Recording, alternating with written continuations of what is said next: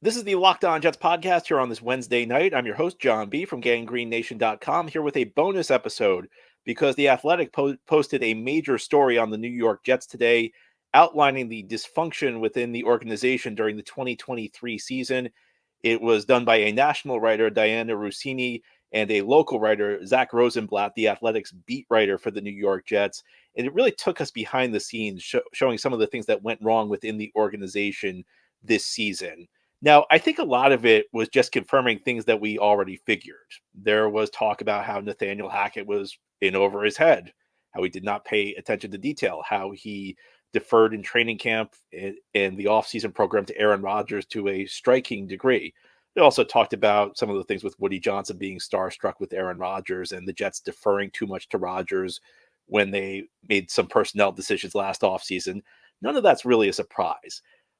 Now, it is significant that it was confirmed.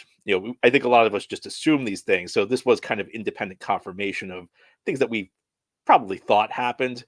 I think the news from this, though, is the way Robert Saleh was portrayed. Because, like many of you, I was not a fan of Robert Saleh's performance this season. But this article really, really makes Saleh look bad. It really paints him in a poor light. And in part, it's because it portray Saleh as a guy who almost gave up on the season after Aaron Rodgers went down.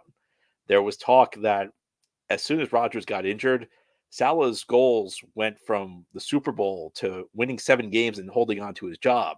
The talk was that he was just obsessed all year with preserving his job, in part because he did not believe in Zach Wilson. Now, I'm not going to sit here tonight and tell you that Zach Wilson's a great quarterback.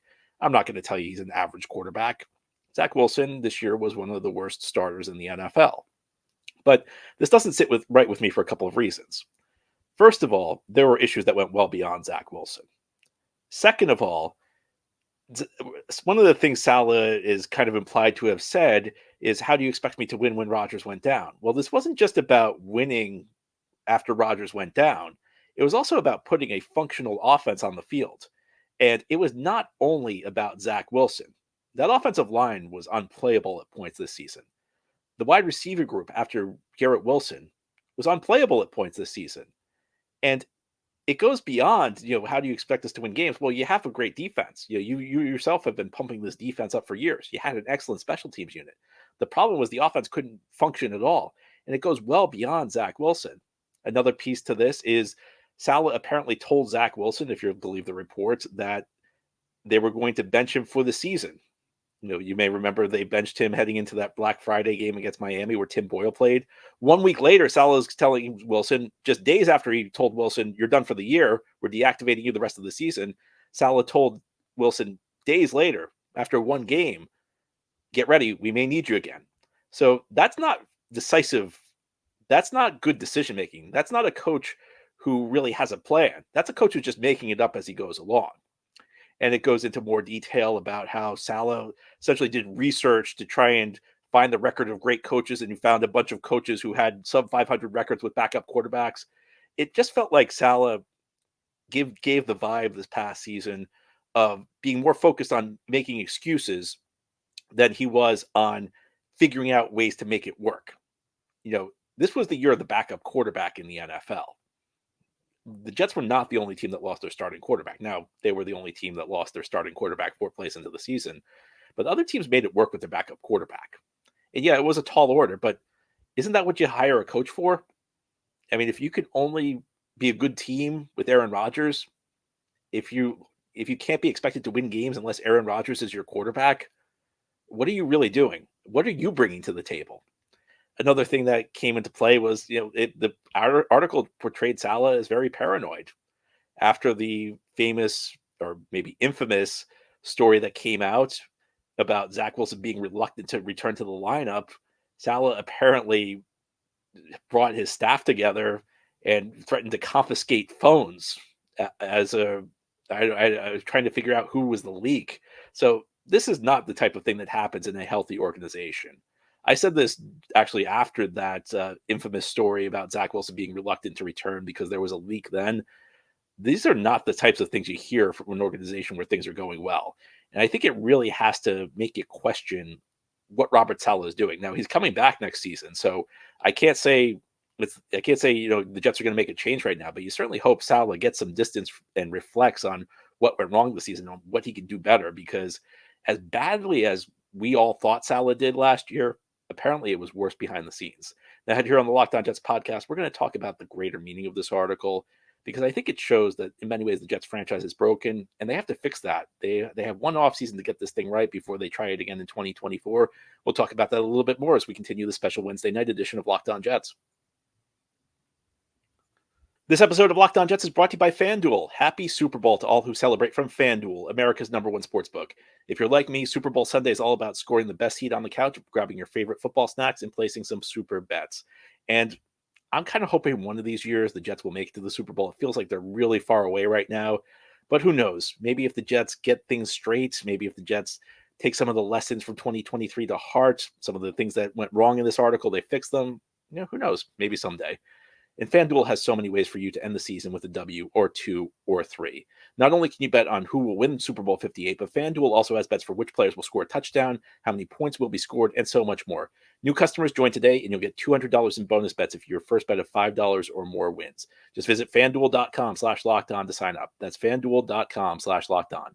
Make every moment more with FanDuel, an official sportsbook partner of the NFL.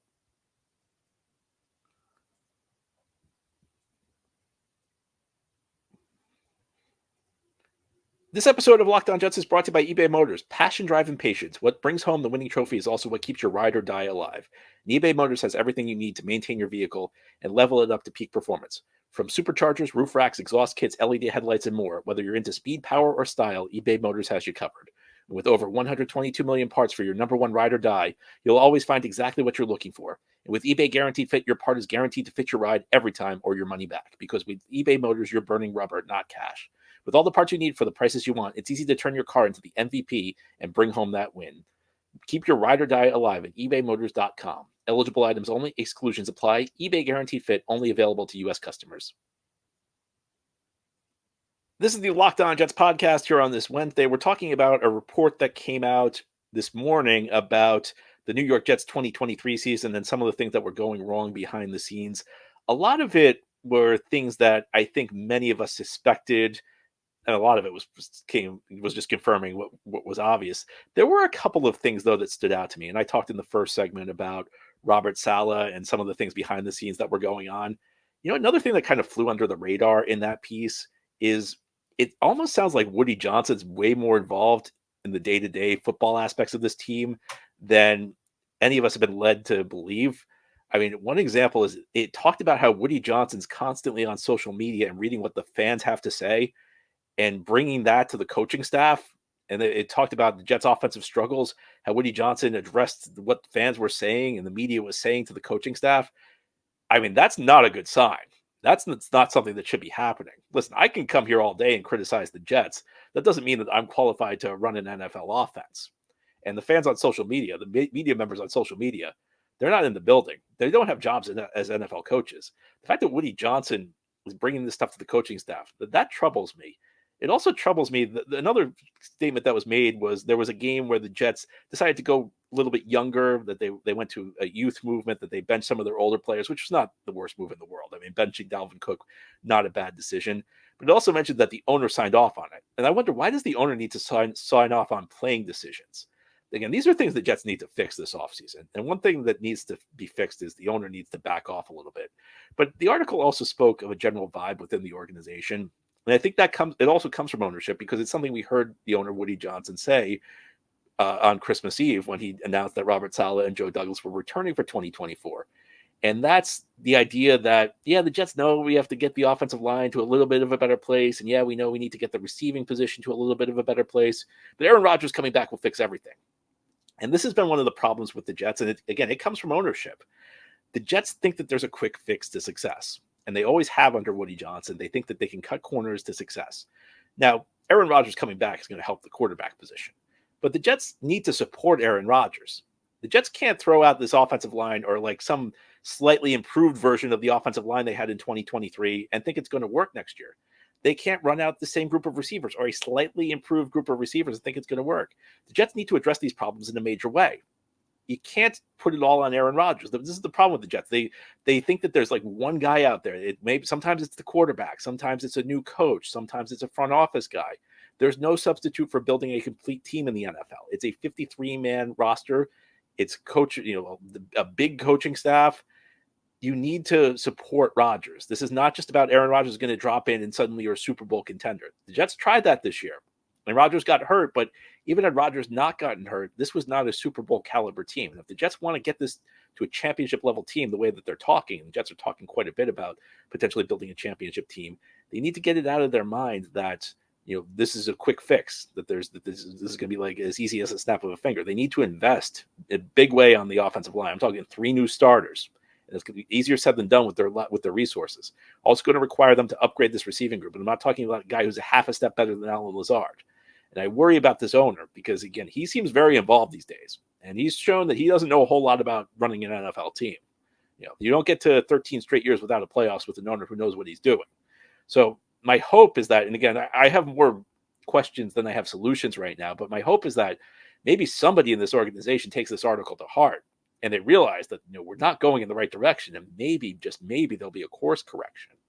Well, we can certainly hope, because that's really the only thing that will fix things for the Jets heading into 2024. Anyway, that's all for the special edition of Locked On Jets. We'll be back with our normal Thursday show tomorrow. If you enjoyed this podcast, give it a 5-star review if you're listening on a podcast source, or a big thumbs up if you're watching on YouTube. Also, subscribe so you'll get new episodes as soon as they're posted.